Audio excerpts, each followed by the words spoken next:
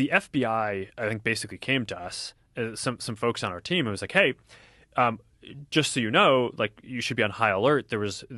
We thought that there was a lot of Russian propaganda in the 2016 election. We have it on notice that basically there's about to be some kind of dump." Hi everyone, and welcome to Truth Over News. A few days ago, Facebook CEO Mark Zuckerberg dropped a bombshell.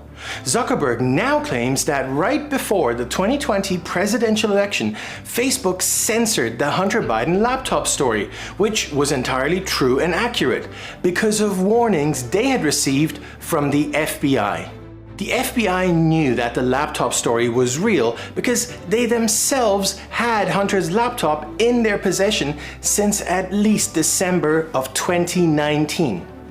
Any kind of collusion, coercion, or cooperation between government and media to censor Americans is a direct infringement of everyone's First Amendment rights.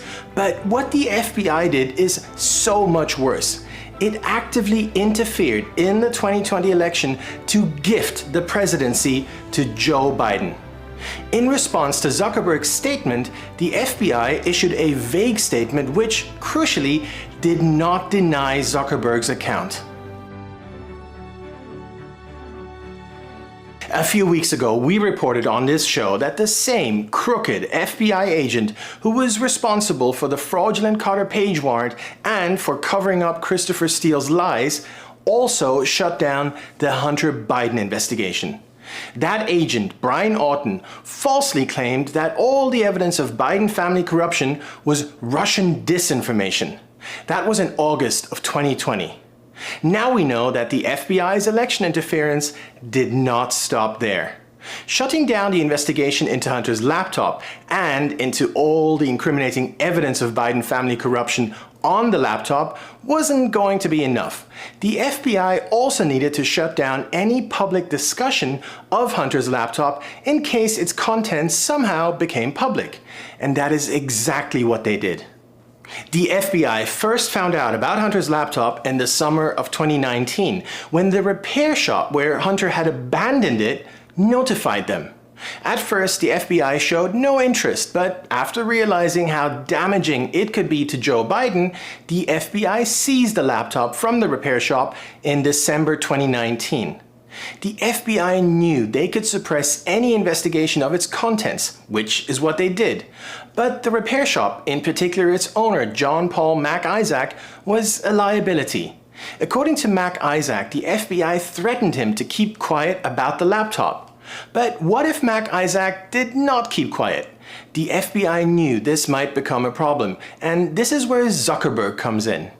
The FBI didn't need to worry too much about traditional media. Those outlets didn't need to be told to suppress the laptop story if and when it came out.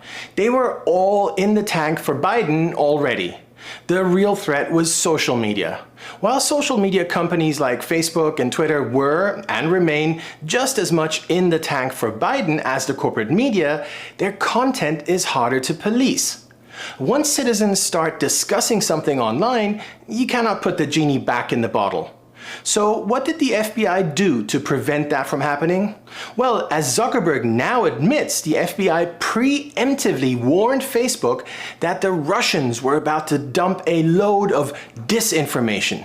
Zuckerberg made his claim last week on the Joe Rogan Experience. Zuckerberg also admitted that Facebook censored the Hunter Biden laptop story in response to the FBI's warning.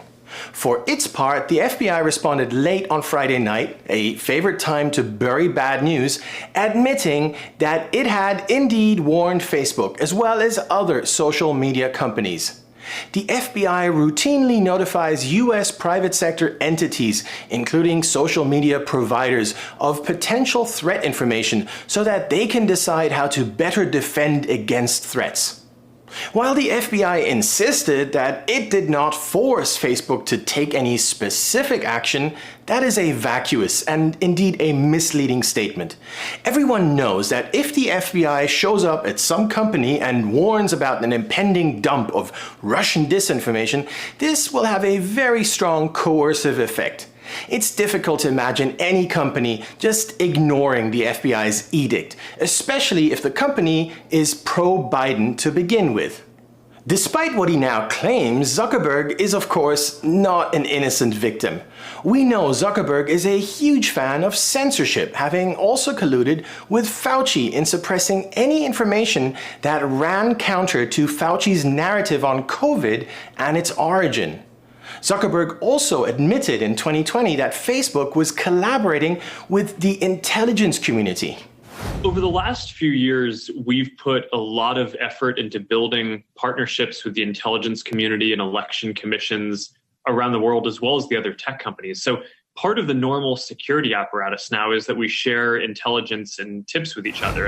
And who can forget that it was Zuckerberg who later spearheaded the drive to get rid of Trump with his so-called election fortification efforts.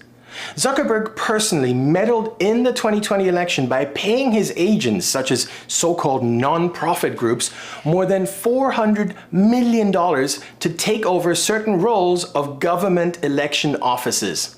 Zuckerberg alone spent almost as much money funding government election offices as the entire federal government spent on the 2020 election. Zuckerberg's payments were supposedly made to fill so-called funding gaps from the federal government, but the reality is that the Zuckerbucks, as they have become known, were distributed on a highly partisan basis with the aim of electing Biden and other Democrats. Zuckerberg essentially mounted a private takeover of government election offices, and it affected all the key states that helped Biden win. In Wisconsin, the Zuckerbucks' payments were later found to have violated bribery laws. A study also found that without those payments, Trump would have easily prevailed in Wisconsin. In Michigan, Zuckerbucks were used to reshape election rules to help Democrats. In Georgia, $45 million of Zuckerbucks were used to ensure a Biden win. Remarkably, even with the Zuckerbucks in play, Biden only won that state by 11,000 votes.